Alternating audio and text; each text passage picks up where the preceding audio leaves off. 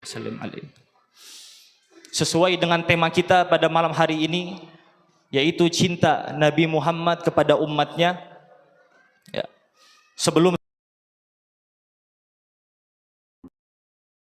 disebutkan semua sifat Nabi Muhammad, bagaimana kita wajib mencintai Nabi Muhammad, bagaimana para sahabat cintanya sama Nabi Muhammad.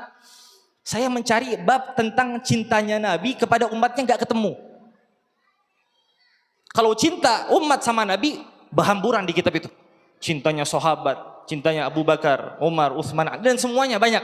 Cinta para ulama bagi Nabi Muhammad, banyak sekali cerita-cerita tentang itu. Tapi ketika saya mencari di daftar isi itu, bab yang khusus kecintaan Nabi Muhammad kepada umatnya, saya nggak nemu. Kemudian terus saya buka itu, sedikit demi sedikit saya buka tentang akhlaknya Nabi Muhammad, tentang bagaimana rahmatnya Nabi Muhammad, dan tanpa Nabi memilah-milih umatku fulan tidak pernah, tapi semuanya umat Nabi Muhammad dicintai oleh Rasulullah Sallallahu Alaihi Wasallam. Berbeda dengan kita sebagai manusia biasa. Kata Imam Ghazali, kita manusia biasa mencintai sesuatu karena 3 hal, bukan karena yang lain, kata Imam Ghazali. Yang pertama, kata beliau, imma lil jamal, karena keindahannya, aulil kamal, karena kesempurnaannya, aulin nawalik, atau karena pemberiannya. Ini 3 sebab cinta manusia biasa kepada apapun itu. Kepada sesuatu yang sempurna, kita cinta sama orang yang akhlaknya baik, senang. Kita cinta sama orang yang likamali, atau karena indahnya perangainya. Ya, sesuatu yang bagus, yang indah, maka wajar kita cinta sama hal tersebut. Ada rumah bagus, kita senang. Lihatnya senang, masya Allah, ini rumah bagus banget. Ada masjid yang bagus, masya Allah, ini masjid bagus. Ya, ada kendaraan lewat bagus, masya Allah, ini kendaraan bagus, sholawatin biar punya, kata orang. Ya, ada orang lewat ganteng, masya Allah, ini orang ganteng banget. Wajar seperti itu. Atau kalau dia gak sempurna akhlaknya, gak sempurna perangainya, kata Imam Ghazali, atau dia sering memberi, akhlaknya gak bagus, wajahnya biasa aja, tapi sering ngasih sama orang. Ketemu orang bentar 50.000, ketemu lagi di pinggir jalan 50.000 lagi. Ada orang WA transfer 100.000, kan orang seneng kayak gitu.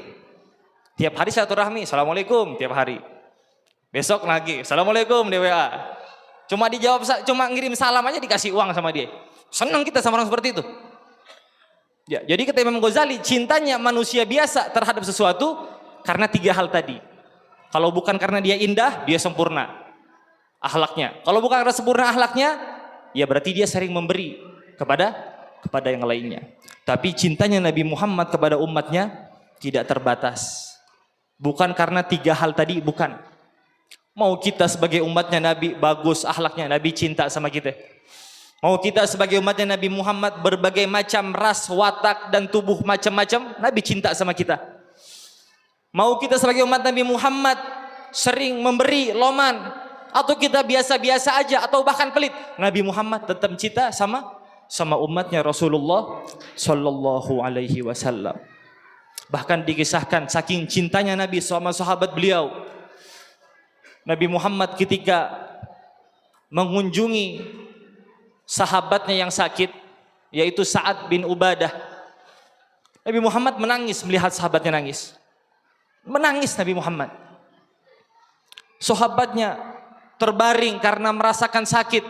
Nabi Muhammad merasakan apa yang dirasakan sambil menangis menatap beliau. Sehingga seluruh sahabat yang saat itu datang sama Nabi menjenguk sahabat yang sakit, semuanya menangis mengikuti nangisnya Rasulullah Sallallahu Alaihi Wasallam. Bahkan ketika Sayyidina Abdullah bin Mad'un, ini sahabat bukan siapa-siapa Nabi, bukan keluarga Nabi, bukan kerabat Nabi, enggak, cuman sahabat Nabi. Tapi ketika wafatnya Nabi Muhammad menangis di hadapan sahabat Abdullah bin Mad'un. Menangis Nabi Muhammad Sallallahu Alaihi Wasallam. Sehingga diriwayatkan oleh kitab di situ disebutkan Nabi Muhammad membuka kain yang menutup wajahnya. Kemudian Nabi mencium keningnya Sayyidina Abdullah bin Mad'un yang saat itu sudah wafat. Kemudian Nabi menangis di keningnya hingga kata sahabat, air mata Nabi menetes di pipi sahabat Abdullah bin Mas'ud. Saking sayangnya Nabi Muhammad kepada umatnya. Bahkan lebih dari itu, Sahibul Kitab Muhammad Rasulullah SAW menjelaskan bahwasannya makna dari ayat wa ma arsalnaka illa rahmatan lil alamin, tidaklah kami utus engkau ya Muhammad kecuali sebagai rahmat, kasih sayang bagi semua makhluk. Beliau menjelaskan maksud dari ayat ini adalah semua yang datang dari Nabi Muhammad adalah kasih sayang dari beliau. Baik perintah Nabi Muhammad atau larangan Nabi Muhammad, semuanya itu semua adalah rasa kasih sayang Nabi Muhammad sallallahu alaihi wasallam. Di balik itu semua ada sir, ada rahasia kebahagiaan yang Allah sembunyikan di dunia dan di akhirat. Karena Nabi Muhammad tidak pernah berbicara karena nafsu beliau, enggak. Tapi semua yang Nabi bicarakan adalah wahyu dan ilham dari Allah Subhanahu wa taala. Wa ma yantiqu 'anil hawa in huwa illa wahyun yuha. Jadi yang Nabi larang kita makan pakai tangan kiri, itu semua ada sebabnya. Bukan larangan biasa, ada rahasia di balik itu semua. Kenapa Nabi Muhammad larang kita makan tangan kiri? Nabi Muhammad melarang kita minum dengan tangan kiri. Kata Nabi Muhammad yang menyebutkan, fa inna syaitan ya'kul bishimali. Kata Nabi Muhammad, setan itu makan dengan tangan kiri. Kalau kalian makan dengan tangan kiri, berarti kalian ngikutin setan, bukan ngikutin aku, kata Rasulullah SAW. Wa yashrabu bishimali, dan setan itu minum dengan tangan kiri juga. Kalau kalian meminum minuman dengan tangan kiri, berarti kalian tidak mengikuti aku sebagai nabi, tapi kalian mengikuti setan, waliyadu billah min zalik. Ya. Maka kata Nabi Muhammad mengajarkan makan dengan tangan kanan, minum dengan tangan kanan, memberi pun dengan tangan kanan, menerima dengan tangan kanan. Dan itu semua bukan cuma perintah biasa, tapi di balik itu semua ada rahasia yang disembunyikan oleh Allah Subhanahu wa taala. Bahkan perintah Nabi Muhammad yang paling ringan, kita sebut kenapa paling ringan, karena ini perintah tidak ada syaratnya. Setiap kita mengerjakan langsung diganjar oleh Allah Subhanahu wa taala, yaitu perintah bersolawat kepada Nabi Muhammad sallallahu alaihi wasallam. Ini solawat perintah yang sangat ringan. Ibadah yang sangat ringan untuk dilaksanakan adalah solawat kepada baginda Nabi Muhammad sallallahu alaihi wasallam. Bagaimanapun keadaan antum kalau mau puasa mesti sahur, mesti niat, mesti tidak makan sampai maghrib. Banyak syaratnya. Antum mau sholat sunnah mesti wudu, mesti menutup aurat, menghadap kiblat, mesti menghadirkan rukun-rukun sholat dan sebagainya. Banyak syarat-syaratnya. Tapi ibadah sholawat sama Nabi Muhammad tanpa ada syarat. Mau antum punya wudu bagus, atau antum tanpa wudu boleh. Antum menghadap kiblat bagus, tidak menghadap kiblat pun tidak apa-apa. Setiap antum mengucapkan kalimat Allahumma sholli ala sayyidina Muhammad, langsung diterima dan dibalas oleh Allah Subhanahu wa taala. Bahkan kata Nabi Muhammad, aulan nas bi yaumal qiyamah aktsaruhum sholatan alayya. Ketahuilah, orang yang paling berhak dekat denganku di hari kiamat kelak adalah dia yang paling banyak bersalawat kepada saya, Rasulullah sallallahu alaihi wasallam. Ada suatu kisah yang mungkin dapat kita ambil ibrah dan pelajaran dari kisah tersebut. Mengapa saya membawa kisah? Karena Allah Subhanahu wa taala dalam Al-Qur'an sering menyebutkan kisah-kisah nabi terdahulu. Bahkan kata ulama, sepertiga Al-Qur'an itu isinya cerita para nabi terdahulu. Nabi Ibrahim, Nabi Yusuf, semua nabi diceritakan oleh Allah Subhanahu wa taala. Agar apa? Agar Nabi Muhammad dapat mengambil ibrah dari cerita tersebut. Ini cerita diriwayatkan oleh Al-Imam Ahmad At-Tijani dalam kitab beliau Al-Fawzu wan Najah. Suatu saat beliau mengatakan bahwasannya Al-Imam Al-Qastallani, pengarang syarah Bukhari, mendengar cerita dari guru-gurunya bahwasannya ketika gurunya berangkat melaksanakan haji di Baitul Haram, guru beliau ini merasa aneh atas satu orang yang di mana-mana baca sholawat. Di Ka'bah baca sholawat, Sofa Marwah baca sholawat, Nyium Hajar Aswad baca sholawat, Tawaf baca sholawat, lempar jumroh baca sholawat. Pokoknya semua ibadah haji, amalan haji, bacanya sholawat aja, bukan yang lain. Maka ini sang imam ini bingung. Ya fulan, wahai pemuda, di setiap tempat ada bacaannya. Kalau tawaf baca labbaik Allahumma labbaik, kok ente baca sholawat? Ketika lempar jumroh ada bacaannya, ketika kita Safa Marwah ada zikir-zikirnya. Kenapa engkau selalu sholawat sama Nabi Muhammad? Saya lihat dimanapun engkau berada, engkau selalu baca sholawat kepada Nabi Muhammad sallallahu alaihi wasallam. Saya heran sama engkau. Engkau gak hafal, saya hafal katanya. Gak punya bukunya, saya punya bukunya. Terus kenapa baca sholawat di setiap tempat? Kemudian dia bercerita, ya Imam, ketahuilah, saya ini berangkat haji gak sendiri. Tapi saya berangkat melaksanakan haji bersama orang tua saya, laki-laki, yaitu abahnya. Karena perjalanan haji itu bukan seperti sekarang, naik pesawat setengah hari nyampe, dulu berbulan-bulan di perjalanan. Ketika dari negerinya dia pergi di tengah jalan sampai di Kufah, maka ayahnya pun sakit dan wafat di tengah perjalanan menuju haji. Ya Imam, abah saya wafat. Terus hubungannya apa sama sholawat? Karena ayah saya wafat dan saya sedih, cuma berdua sama abah, gak ada orang lain katanya. Maka saya ketika sedih dan capek, saya pun menutup jenazah ayah saya dengan kain. Ditutup jenazah dengan kain. Karena dia belum kuat untuk menguburkan atau memandikan jenazah ayahnya. Terlalu capek dia. Dan dia sangat sedih. Saya tutup dengan kain jenazah ayah saya. Karena saya termenung, sedih, kangen sama beliau, saya ingin melihat wajahnya. Dan ketahuilah ya Imam, ketika saya membuka kain tersebut, wajah ayah saya berubah menjadi wajah hewan. Ya. Ayah saya ini manusia.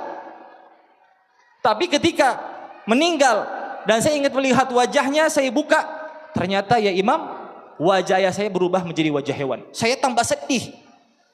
Sudah ayah saya meninggal, saya sedih. Kemudian Allah kasih bala ayah saya cobaan, wajahnya dirubah sama Allah menjadi wajah. Tambah sedih saya Imam. Karena saya sangat sedih, sangat bingung. Ketika itu saya pun tertidur. Di hadapan jenazah ayah saya tertidur. Kemudian ketika tidur dia bermimpi didatangi oleh seorang lelaki. Datang seorang lelaki kepada dia. Fadakhala alaih. Kemudian menanyakan, ya fulan, kenapa engkau sedih? Kenapa engkau bingung? Kenapa engkau tidak seperti biasanya? Wahai lelaki, ketahuilah, ayah saya meninggal. Bagaimana saya tidak sedih? Saya sedih. Semua orang kalau ayah meninggal sedih pasti. Jadi membuat saya lebih sedih ketika ayah saya meninggal. Allah merubah wajah ayah saya menjadi wajah hewan. Wahai lelaki, saya tambah sedih sekarang. Tambah sedih. Maka tanpa banyak bicara, lelaki tadi mendatangi jenazah ayahnya dalam mimpi. Didatangi jenazah ayahnya, kemudian dibuka kain yang menutup wajahnya dan diusap wajah ayahnya oleh lelaki tersebut. Diusap. Sekali usap dan ditutup, kemudian lelaki itu pergi. Meninggalkan anak yang tadi mimpi bersama ayahnya di situ. Ditinggalkan sama dia. Ya. Kemudian sang anak pun kaget dan terbangun. Tadi ada orang yang mengusap wajah ayah saya. Karena dia kaget, terbangun, dia pun terburu-buru mencari jenazah ayahnya. Dan dia langsung membuka kain menutup wajah tersebut. Dan ketika itu dia bersyukur di hadapan Allah karena wajah ayahnya telah kembali seperti semula dan bercahaya kal qamar lailatul badr. Bercahaya sebagaimana bulan purnama wajahnya tersebut. Dia tambah bingung lagi. Tadi pertama udah bingung, sedih. Sekarang tambah bingung. Bukan karena apa? Siapa lelaki tadi yang mengusap wajahnya? Wajah ayahnya. Setelah dia selesai menguburkan jenazah ayahnya, dia mandikan, dia kafanin, dikuburin jenazah ayahnya. Capek, dia tertidur lagi. Karena besok akan melanjutkan perjalanan yang jauh. Dia tidur lagi. Ketika tidur dia bermimpi didatangi oleh Rasulullah sallallahu alaihi wasallam. Maka Nabi Muhammad mengatakan, ya fulan, tadi yang datang mengusap wajah ayahmu adalah saya Rasulullah sallallahu alaihi wasallam. Ya Rasulullah. Maka dia mengadu sama Nabi, ya wahai Nabi Muhammad, apa yang menimpa ayah saya wahai Nabi? Hingga ayah saya meninggal bermaksud melaksanakan haji meninggal tengah jalan dan Allah ubah wajahnya menjadi wajah hewan. Apa sebabnya Rasulullah? Maka Nabi menceritakan di kisah tersebut, malaikat menyerahkan amalan ayahmu kepada saya hari ini. Ya, ada hadisnya. Tu'radu alayya a'malakum. Kata Nabi Muhammad, semua amal kita ini dipaparkan di hadapan Nabi Muhammad. Fulan bin fulan, fulan bin fulan tinggal di Balikpapan, fulan bin fulan tinggal di Jember. Semua dipaparkan di depan Nabi. Kata Nabi, kalau amalannya baik, Nabi bersyukur sama Allah. Kalau amalannya amalan jelek, Nabi meminta istighfar bagi hamba tersebut. Nabi Muhammad sayang sama kita. Kita punya dosa bukan dimarahin, tapi minta ampunin sama Allah Subhanahu wa ta'ala. Kata Nabi Muhammad, setelah aku melihat amal ayahmu, ternyata ayahmu dia adalah orang yang memakan harta riba, kata Nabi Muhammad. Fa inna walidak akila riba. Ayahmu ini memakan harta riba, kata Nabi Muhammad. Ketika hidupnya dia pernah memakan harta riba, makanya Allah kasih dia cobaan, kasih dia bala. Ketika meninggal, Allah ubah wajahnya menjadi wajah hewan. Waliyadzubillah min dzalik. Semoga kita terjauh daripada bala seperti itu. Kemudian, ya wahai Nabi Muhammad, kalau begitu apa amalan ayah saya sehingga wajahnya yang pertama dirubah oleh Allah menjadi wajah hewan, kembali menjadi seperti semula dan bercahaya? Kata Nabi Muhammad, ketahuilah wahai anak, bahwasannya ayahmu setiap malamnya sebelum dia tidur di kasurnya membaca salawat kepadaku 100 kali. Allahumma sholli ala Sayyidina Muhammad. Ini orang tua setiap sebelum tidur baca salawat sama Nabi Muhammad 100 kali. Dan itu istiqomah, setiap hari dia baca, setiap hari. Sebelum tidur 100 kali salawat. Allahumma sholli ala Sayyidina Muhammad, Allahumma sholli ala Sayyidina Muhammad 100 kali. Setiap hari sampai dia meninggal. Maka kata Nabi Muhammad, karena aku melihat amalan tersebut, maka saya pun meminta syafaat kepada Allah Subhanahu wa ta'ala agar Allah mau mengembalikan wajah ayahmu seperti semula, kembali menjadi wajah manusia yang biasa, dan Allah tambahkan cahaya di wajah ayahmu atas syafaatnya Nabi Muhammad sallallahu alaihi wasallam. Jadi Nabi Muhammad perintahkan sholawat bukan perintah biasa, tapi ada rahasia di balik itu.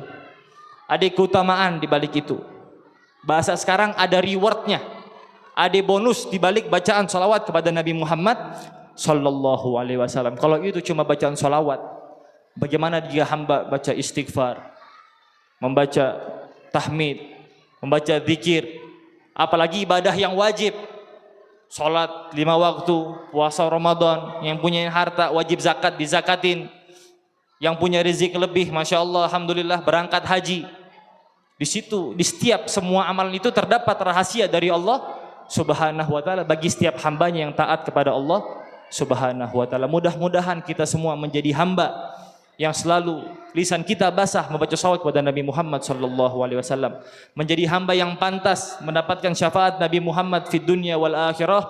Amin amin ya rabbal alamin. Mungkin sekian yang dapat saya sampaikan, kurang lebihnya mohon maaf jika ada salah kata, bicara dan sebagainya.